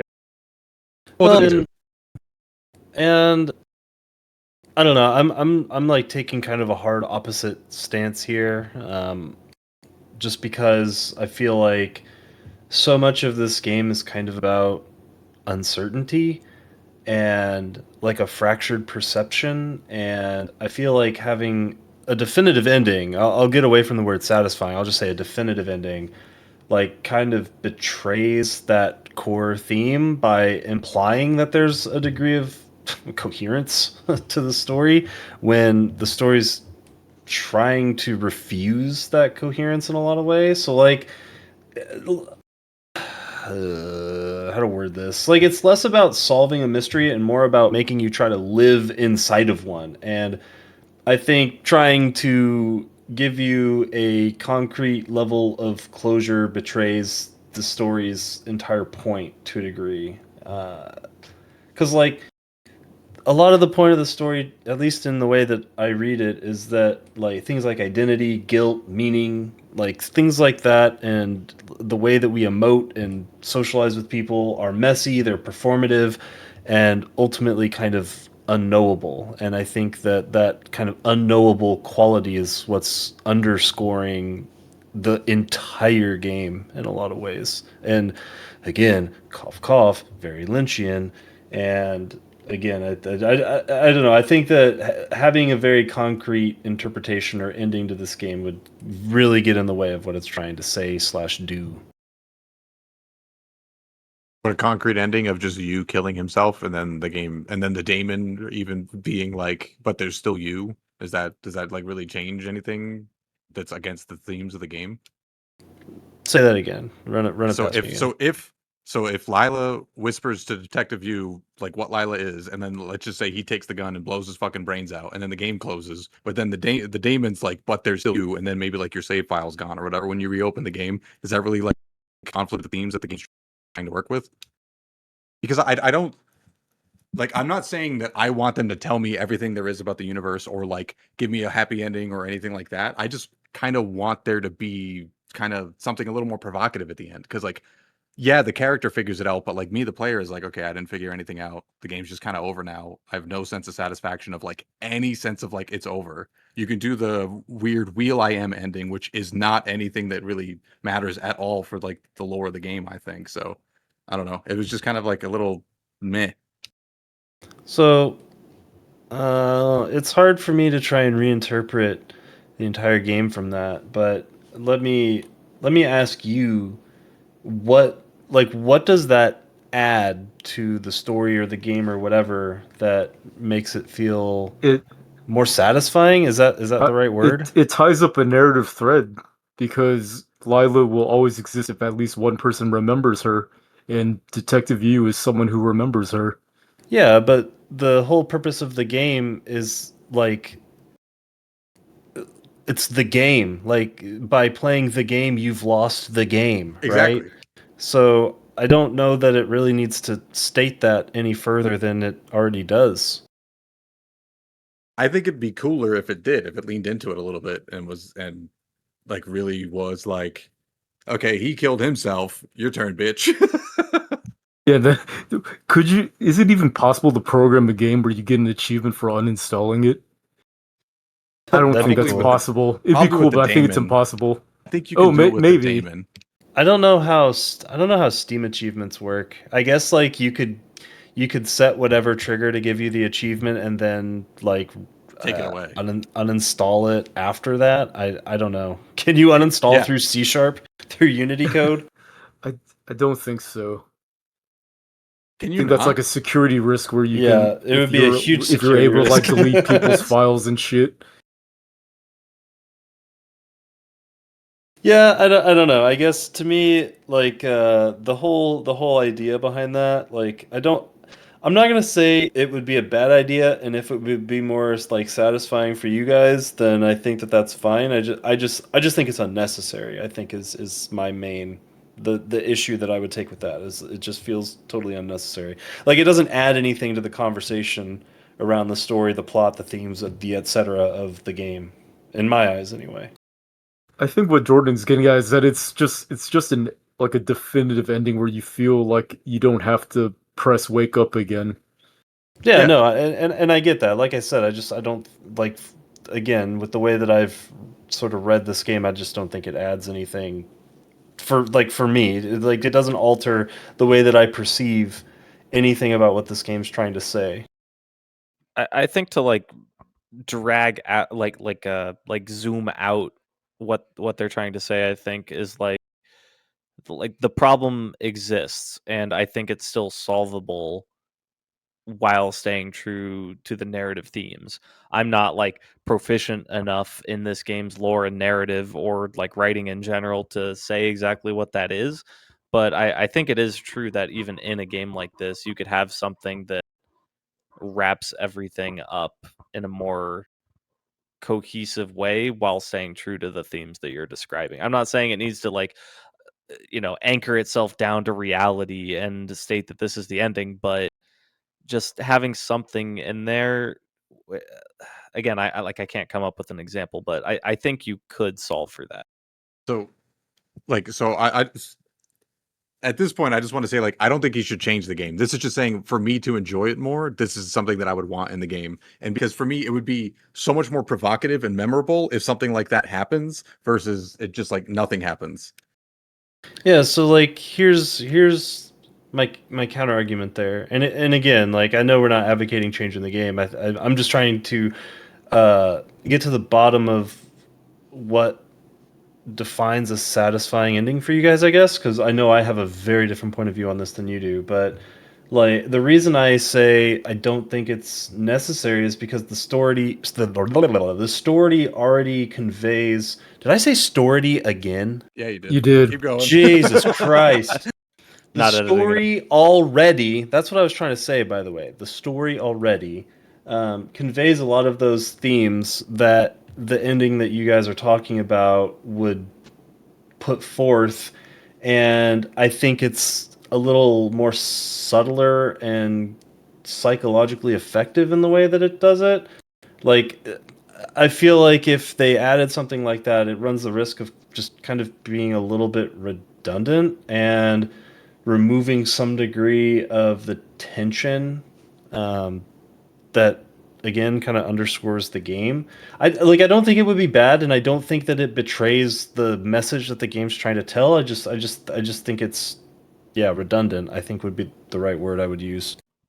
Well, like I think I it's want to say, redundant thematically, but not as like an experience. Like I don't know. I think it would give it like a super cool thing if like the demon starts talking to you afterwards or something. Like I think this would have it be like a yeah, little more a bigger sense of finality. Again, it's not going to change like what the game's saying or any of the themes or anything. It's more of like here's a memorable experience for you to leave away with, and here's a provocative thing of like Lila is perpetuating itself in you, and there's nothing that you can do about it, kind of thing. Where that's implied, but to just be like that's in your face. This is the end of the game. Fucking deal with it. Is a lot more memorable and profound to me. like I want to say two things. Number one is that I feel like this is like a lesser point. Once you establish the fact that you're going to break the fourth wall and do all this ARG shit, it kind of opens the door for any potential, which kind of raises the expectations of what the game will do, I think. And number two is that like, and Jordan, you can correct me if this isn't really where you're going with it, but I feel like kind of what you're describing is if the ending of the original Nier didn't like systematically delete all of your saves. Like, yeah, the game didn't need to do that. It still would have had the ending. Everyone would have forgotten that near the person existed. But to provide that sense of finality, it went the extra step and just straight up That's deleted everything. that's not analogous here though, because that has a very clear and present story implication for why that's happening, because the entire purpose behind that decision being made is that Nier has to sacrifice his entire existence within that universe, memories and all, in order to save his daughter or sister, whatever the fuck version you play. Like that has a story purpose behind it that makes sense. Whereas I think if the way that I'm understanding the way that you guys would want to alter the game here, I don't think it adds anything to the story. It just kind of Because, like, if Detective U is meant to represent the player and then the player blows his brains out, it's sort of like this self destructive sledgehammer to the narrative that I don't think the game would benefit from in a lot of ways. I mean, he doesn't even need you then. You could just make it so like I can't get back to that scene or something, and then be like, and then do something else. Like I don't know. I think the way the game ends is very unsatisfactory and just kind of like up in the air and very immemorable. Versus the way that the Undertale genocide uh, route ends is like very memorable and was even supposed to be more memorable, but Toby couldn't figure out how to delete the game from your computer. That would have been sick. But yeah, And like, like I'm thinking of something really fun you could do in this game is like make it so after that ending where she tells Detective Yu the dark secret, whatever the hell. And again, this would be like super. I don't think you could do this. It would be super malware but just create like 100 icons on your desktop that all say like Lila or some shit like that, and they're just like blank files, but it's just like describing the proliferation of the like psyche of this being, like just something like that. I just feel like it doesn't quite go the extra step, but it's the a lot of the ARG fourth wall breaky stuff set up my expectation to be something fucking crazy, I guess. yeah, I actually think that version is way sicker. If you change nothing other than just like putting a bunch of empty Lila files on your computer, I think that would be cool, and I think that would stay a lot more in line with the game. I think Yeah. that'd be neat. Or like if you open the game again, like you can't play the game anymore. Like there's some kind of like placeholder there or something, and then you would have to like go and reset your data to play it. Just like something kind of like that. Like I That don't like that is you can just get possible, back. actually. You Yeah. can do that with Unity. You just fuck up the game so much that you have to go into Steam and press verify integrity. I mean, you can just give a save file that like you don't need to do anything like corruption. You just give a save file that puts you in a state of like a black screen or something, right? Like that's pretty That's what Yeah. fixable, I Undertale did. imagine. Yeah. Like it just like the fact that I could just reload the U office scene was really weird. Like I was just because I expected when I could do it to for the game to react accordingly, and but there wasn't anything there, so I was like, ugh, that's weird. Yeah, and again, like the game sets the expectation of like having the fourth wall breaky stuff and having like a fair amount of reactivity for a game of this scope. So again, I feel like expectations were set that it didn't follow through on. I also just didn't pick up on a lot of this until like Jordan was describing it, but yeah, I think I see what you're talking about. Yeah, I don't know. Like I said, I don't feel super strongly about it. I just think this game plays with this like kind of weird liminal void space inside of its own ambiguity in a way that I think it would be really easy to ruin that aspect of it, and I would be pretty hesitant to like really again take a sledgehammer to some of the shit. I get what you guys are saying that some punchiness would be nice, but I don't think this game was ever trying to be punchy. Yeah, and for me personally, like off my own bias, I usually don't like those things. I don't like when things are like super up in the air and it just like throw concepts up there and then like don't give you anything to like work with at the end. Like I actively don't like those things. That's why if it for me to get like more out of it, that's what would have to change. Yeah, and I'm not even saying that I think this game does it well. I just think that is like its artistic vision. Sure. Well, I think that that was a fine discussion. Would you guys like to start zooming out and then we can wrap up with ratings soon? Yep. All right. Oh yeah. I am really curious. Jordan, I hope you have some stuff to say on this because I just straight up wrote the question that you wrote in the notes, which is that the question asking, should a horror game be fun and why or why not? Yeah. Yeah, I think it's fun because like as I was playing this game, I was like, this game's not fun, and I was like, horror games aren't supposed to be fun, and I was like, well, that's not true because there's a lot of horror games that are fun. It's just that you can't be like happy fun. Like it needs to be like a sense of like rewarding or a sense of like respite or relief is the kind of fun that horror games provide. Uh, and specifically for Who's Lila, I don't think it has anything close to that. Like I don't think the game's even kind of fun. I think it's just kind of like an experience more than it is fun or not fun. But for something like I think for like Five Nights at Freddy's is like a game that's like fun, like because it's like it's a game, right? Like it's very much like one of the gamiest horror games there is, with like a win condition and everything. But then like when you lose, you get that quick sense of like, ah fuck, and then you can even laugh about it because like you got scared, whatever, haha, and then you just do it again. And I think that game does fun really well in a horror context. Yeah, I think it's always an interesting idea or concept when you're talking about horror to also like bring up comedy. Just look up all of the Jordan Peele movies as an example. All that shit's funny as fuck. All your horror slop is funny as fuck. And like when you're talking about this, the game I go to is Amnesia, because I don't know if you guys agree, but I think that game is really fun. But it's also like fucking funny. You got this like weird naked dude chasing you through this medieval castle. And I feel like the moments of levity in horror with comedy like that makes it fun for me, on top of other reasons. But what do you guys think? Yeah, I agree that like scary in the moment but funny in the after is kind of like the perfect mix, which I think is what Amnesia Yeah. is. Like when you're going through it, you're like, this is awful, but then when you watch other people go through it, you're like, this is awesome. So Yeah. yeah. I'm not a horror gamer at all. In that, like all these games that I know about them, like I know about Amnesia and stuff like that, but I've never played them. But one thing I will say is that maybe I'm just not a fan of horror, and that's maybe a little bit of a spoiler for Signalis. But like, I actually like the game a lot, but there's a lot that I don't like about it, and everything that I don't like about it is what's in Resident Evil, basically. So maybe I just don't like horror in general, at least in Yeah, video gaming. yeah, it's crazy for me because like everyone sitting on this call knows that I'm like a fucking massive horror nut job.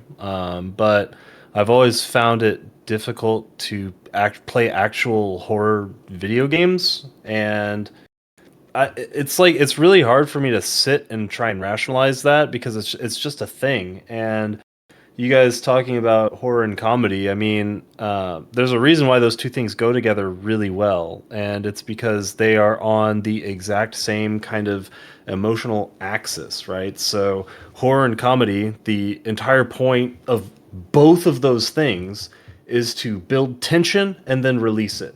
The problem is, or well, not the problem, but the difference is one does that through fear, suspense, dread, whatever, and the other one does it through like some sort of expectation or like subversion of social norms or misunderstanding or whatever, and then it releases it through some kind of like surprise or absurdity or incongruity or whatever. So both are like manipulating this degree of anticipation and emotional response that you have. So it's always fun to think about how exactly the same horror and comedy are, even though like on their face they are completely different concepts, but they are playing with the exact same emotions in the exact kind of way. And I think one of the problems I have with horror games is that there's so much tension buildup and the release just like fucks me up, and I don't know why that is, but like if I'm sitting there playing the Silent Hill 2 remake, dude, like I'm sitting there, I'm getting jittery, my fucking hands are sweating, I am like feeling legitimately anxious and uncomfortable in a way that I don't feel when I am like watching some scary ass fucking horror movie. Like it's magnified so much, and it's really difficult for me to try and figure out why that is. So the question of should a horror game be fun? Yes. Like it's a fucking video game. It should absolutely be fun. But I think that there's this weird quality to video games that make them so much more effective, I guess, with that tension buildup than something like a movie or a book or a TV show or whatever. And it undermines that fun in a way that just makes me personally feel fucking uncomfortable. Jordan and or what is his name? What is his name? Jordan Jordan Peele. Peele. No. Joseph Anderson is gonna dislike this video. That's funny. But when you say like should horror games be fun, I don't think that that's necessarily true. I think no matter what, a horror game should at least be intriguing because I don't think Devotion's fun, but people say that like Devotion is like one of the best horror games, but definitely Yeah. don't think that game's anywhere near fun. Yeah, I can see that. I mean, that's the only Yeah. horror game I think I've ever really truly loved that I can think of. Yeah, and it's nowhere near fun. Like it's kind of like almost like a walking. It's a sim walking kinda game. sim, yeah. Yeah. So like Yeah, I don't think they need to be fun. I just think intrigue is the number one thing that a horror game needs to have.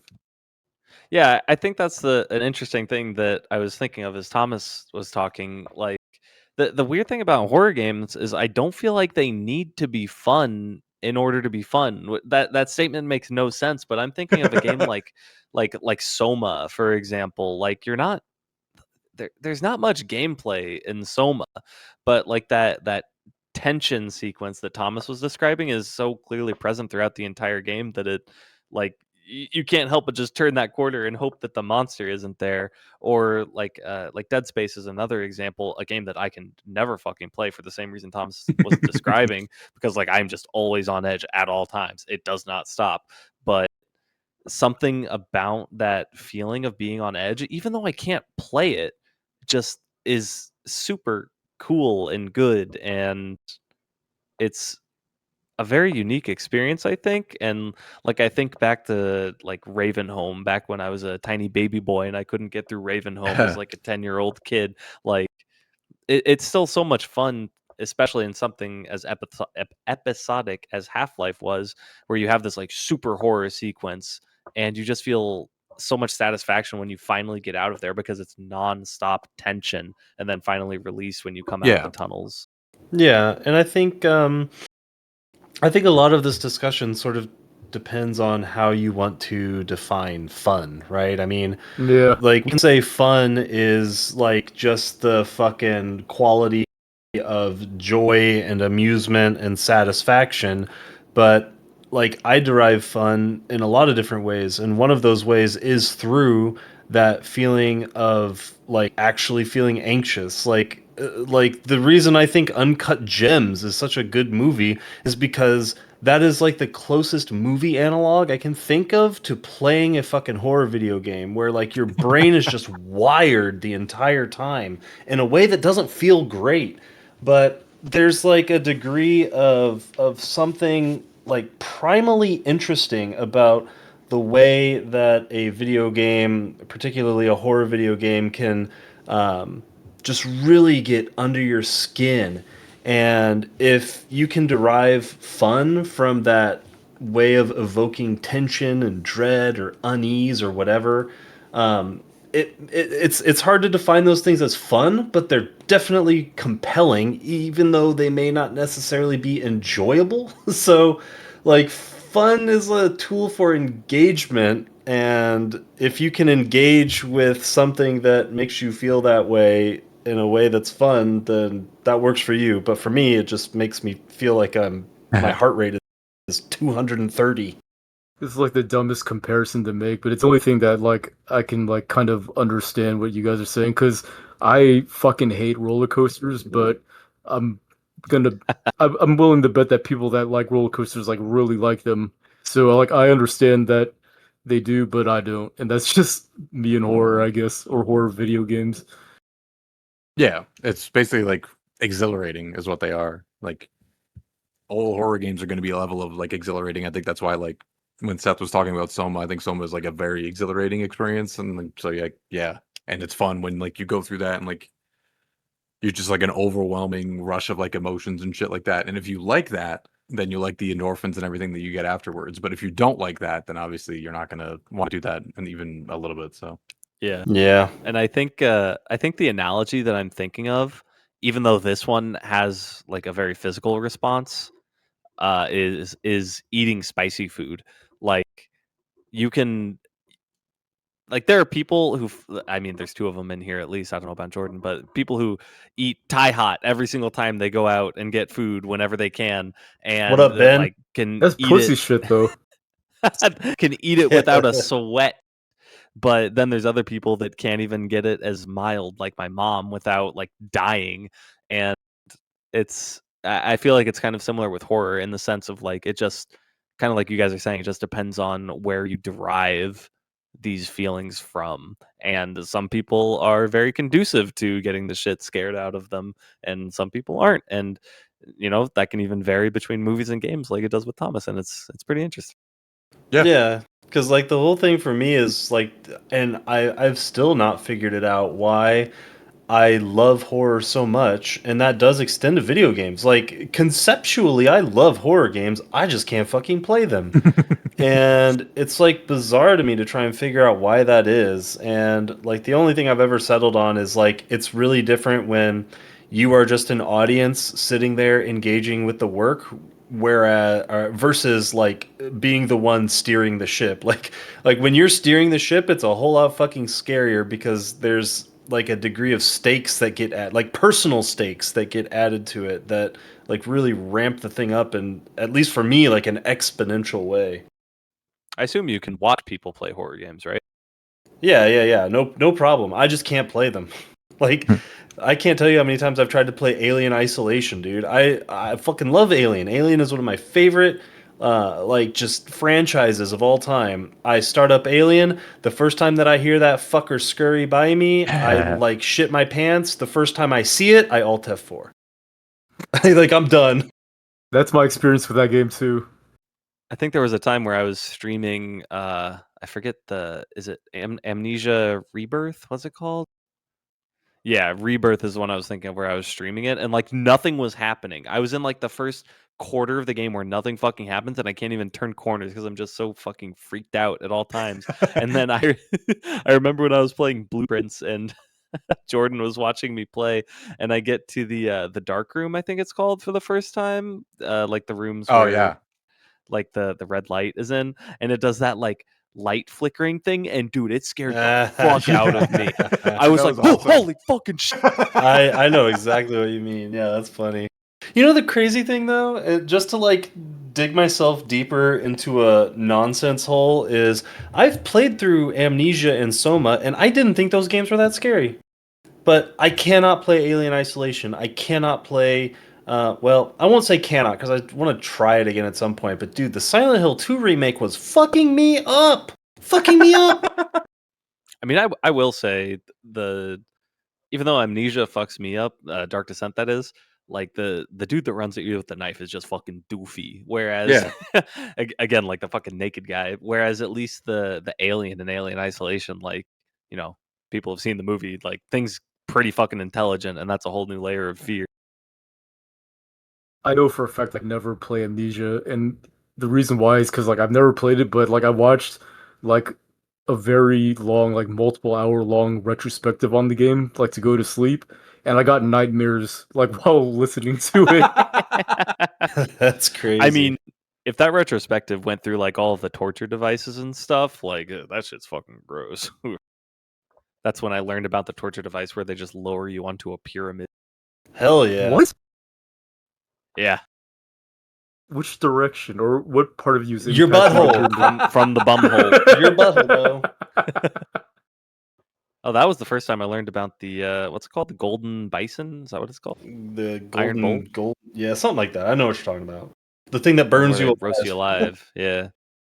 That they put in like ancient Greek parties and were publicly executing someone inside of the brazen bull. That's what it's called. They were just publicly executing people, and no one was the wiser because it was inside a big old bull. Got him. Well, why don't we go ahead and wrap up with ratings? Do you guys have any closing thoughts before we get into our spiel? I'm ready to rate. I didn't write any kind of All right. fucking shit for this rating either, so I'm just gonna wing it.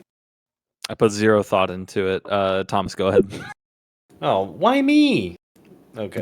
Get fucked. After what I just said. So even though my overall vibe for this game up to this point has probably sounded pretty negative, I actually did have a decent time with this game. I thought that there were a lot of ideas at play in the mix that came together to make a soup that just needed a little more salt. Like, lots of cool ideas. The facial mechanic stuff, cool idea. The ARG stuff, I'm always a sucker for that. Like, I loved having to go off to Twitter. I loved having to download some fucking PDF virus. I thought that the way that the DLC was handled at least conceptually was cool. It's just the problem is in everything in the subsurface layer of the execution where like yes, the facial mechanic stuff was cool, but it didn't really justify its existence as like a core mechanic to revolve an entire game around. The DLC conceptually cool, but also really fucking annoying. ARG stuff that just stayed cool. Good job. Lean into that more because you're really good at that. But I thought that the art style, even though like I think I sort of talked a little bit of shit about it, I was talking shit because I was comparing it to Obra Dinn, and that game just is fucking incredible. But overall, I thought the style of this game actually was pretty neat. World building, cool. Story, cool. Thematic elements and sort of the meta textual narrative underneath the story itself, also cool. But it's also very, very, very, very, very hard for me to ignore exactly how much this plagiarizes Twin Peaks and David Lynch in general, which again, I did not want to go off on a huge tangent about, but like it is fucking egregious. So lots of cool ideas in the mix, just really half baked. And I think in order for this game to have not been half baked, I think it would have needed a level of scope creep that I think is way beyond what a solo dev, which I think this game was solo devved, probably could have done. So I'm not going to be too unfair on that, and I'm going to give this game a very soft 7 out of 10, probably closer to 6.5, but pretty. Uh-oh. Ooh, I'll stick with 7. Uh-oh. Nice. Yeah, Seth's canceled, bro. Uh-oh. Jordan didn't factor in Thomas's love of horror. Did that's why I didn't think you wouldn't like it that much because I thought the David Lynch thing was going to be the nail in the. Yeah, I mean, I think if we had really talked about that, I think like if we had gone into like an in-depth discussion about it, it probably would have lowered my rating like in the moment. But yeah, again, I haven't really ironed out the way I feel about that like particular aspect of it either. Like I've been thinking about it most of the day, and I still don't really know where I fall. Why don't we do Ben next? Sure. So, kind of like what you mentioned, Thomas, I felt like a lot of the mechanics and the things that the developer tried to do were cool ideas, but half baked in execution. Um, I do, like in my mind's eye, I can envision this game just paring down the scope just to focus primarily on the facial mechanic and the ARG. And I think that I would have enjoyed it a lot more. That being said, the narrative threads kept me replaying the game over and over again to get the different endings, which surprised me because normally I just don't really like doing that, especially when it's such an abrupt cut from like 90% of the endings to the main menu that it was kind of off-putting. And also, to be fair to like my own personal taste, if we weren't tashing this game, it would have been uninstalled after the first ending, just because of how unsatisfying it was. But because I knew there was more, and I could feel that there was more, it did keep me going. And I did actually enjoy or I wouldn't say, because I intensely disliked playing this game, like with my eyes and brain and hands. I did not enjoy playing the game, but I did enjoy learning about the story and the characters and all that. And I do like the cool ideas. Execution is it is what it is. So my rating is actually a 7 out of 10. Damn, I shot too high. Same. We all missed. I think that's going to be a theme for me is aiming too high. And how about Jordan? I don't really want to like repeat basically everything you guys just said. I could kind of just say like the more time I get removed from playing this game, the lower I think of this game, just because like I think a lot of it is kind of just like cool novelty. But once you kind of see everything that has the like everything it has to offer, it's like, oh, I've kind of seen this everywhere before. So I don't know. I don't think it was like a great experience. Uh, so yeah, for me, it just kept going down and down. And right now, currently, I think I'm at like a 4.5. Shot way too high. Oh, Seth, Damn, Seth was Am I canceled? Seth's still canceled, by the way. But yeah, Seth did already like yeah. I think he would have been probably around you guys if he didn't have the context of me talking about it. Maybe. I don't know. I do actually agree with one thing you said though, which is that the further you get away from playing this game, the like less good you think it was. Like Yeah. that's been true for me as well. I feel like the more I finished this game on Saturday, so it's been about 48 hours, and my opinion of it has just kind of slowly gone down Yep. and down. Yeah, I mean, I finished it like maybe like 5 days ago, and I think when I finished it, I was at around like a 6.5, and it's only every like day and a half, I'm like, no, it wasn't that good, and I keep looking at like, what did I rate 6.5? Oh, it's definitely not that good, and it just slowly keeps going down. Yeah, because So like I don't know where it's gonna bottom out. Like immediately after I finished it, I noticed that that dude had made that 8-hour YouTube video, and there was a part of me that was like, you know what? Maybe I'll watch this. Like maybe I'll just watch this over the next couple of days. I'll come locked and loaded with some stuff to talk about on the podcast. And then I was like, 8 hours though? Like no fucking way. But like immediately after I finished it, I was interested and engaged enough that I did like at least consider it.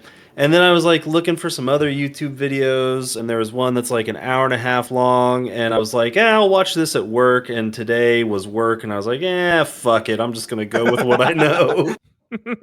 Like I read a lot of the wiki articles and it was interesting, but what I'm realizing right now in the moment is I never actually like top to bottom to any of. Whereas with something like World of Warcraft, not to like compare a low to a high, but like World of Warcraft, you can go on that wiki and just see tropes. You just won't stop because it's just really cool. But yeah, like I echo a lot of what Jordan said in the sense of this game has a lot of cool concepts. It doesn't feel like it follows through with all of them enough to create a good enough game to stand out. And the reason I'm still going to be giving this a positive score is because I have so much background with the fucking Marble Hornets and those shitty horror games that I was describing earlier that they're kind of a guilty pleasure. I enjoy them and I didn't outright hate this game. I thought that the art style was unique enough. The like concept was cool enough. It stood out enough for me to give it a positive score. Not a lot past that. And maybe I'll be with Jordan in 3 years and I'll drop it negative, but for now, because of my prior inclinations, I'm going to give it a 6. Fuck! That's funny. God damn. You're all the way Man, up at an 8. I had no idea how to gauge people's thoughts on this game, man. I had no clue. Same. In your defense, I had like no time to post in the chat. So But yeah, I think I'm also with you in that sense where like I feel like a lot of the ARG stuff is just something that I personally like so much when it's done that I think it pretty much solely carried it to the 7 out of 10 rating that I gave it. Like I don't know. I'm just a real sucker for that kind of shit, as I've said like 5 times now. I just really enjoy that. yeah, Yeah, I think it that's was fine. cool. I don't think this is a bad game. I just think it's okay. Well, in any case, boys, that's a wrap on this. What are we playing next week? You tell us, Seth. You picked it. Oh, I picked it. We're playing Signalis. It's a horror game, I think, about lesbians or something. I'm not sure. That's what I got from about 5 seconds of understanding. Said 1,000 X resist. That's just the vibe I got when I was looking at the characters. Oh, they're all Asian women again. It's very funny to say that Signalis is a horror game about lesbians. Damn, I'm wondering if I'm gonna be playing this shit one-handed. Huh? Jesus Christ. No, No, I you'll don't probably think have you 2 will. hands on controller. Yeah. If you want a game that has 6-hour YouTube videos by like 50 channels, it's Signalis. Why? I don't know. I just randomly found this in some Reddits and I looked at the trailer and just thought it was very visually cool, so I wanted to give it a shot. Yeah, I don't want to say why because I think that kind of ruins a lot of the coolness of it. But yeah, there's just it's cool. It's What cool. the hell? And you know what else Alright. was cool? This episode. Yes. All right. Bye, Craig.